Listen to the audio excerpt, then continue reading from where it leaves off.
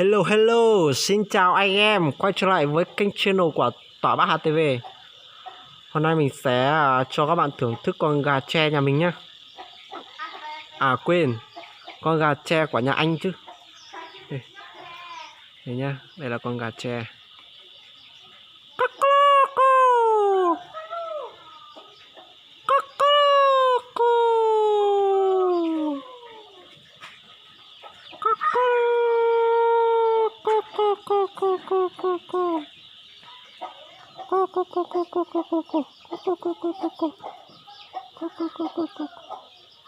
Đây nhá các bạn, đây là con gà tre nhá. Đó, con gà tre cực kỳ đẹp luôn mọi người này, nhìn này.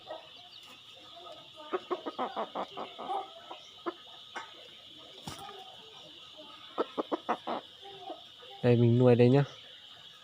Đây là nhà anh nuôi đây. Đây này, đây là ngô nhá mọi người. Đây nhá mọi người. Ngô đây này.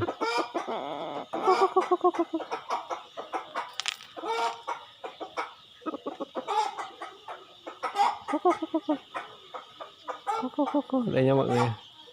Đây cho mọi người thưởng thức này. Đó, đây là con gà tre đây này, cực kỳ đẹp. Cực kỳ đẹp mắt luôn nhá mọi người. Đây này. Đó.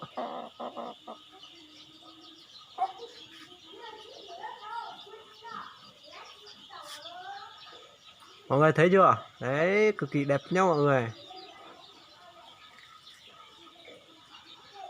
Đây cho mọi người xem cái mắt mi của nó nhá. Đây là cái mắt mi của nó này. Đó. Đây là lông đuôi đây này. Chân đây này mọi người này.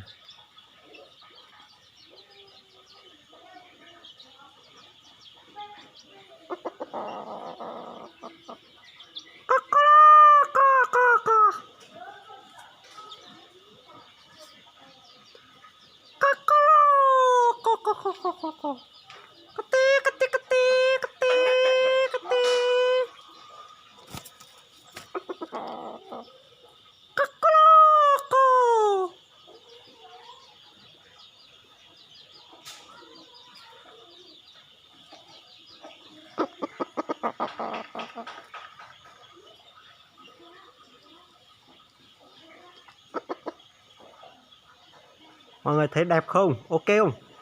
Đó, cực kỳ đẹp nha mọi người. Đó.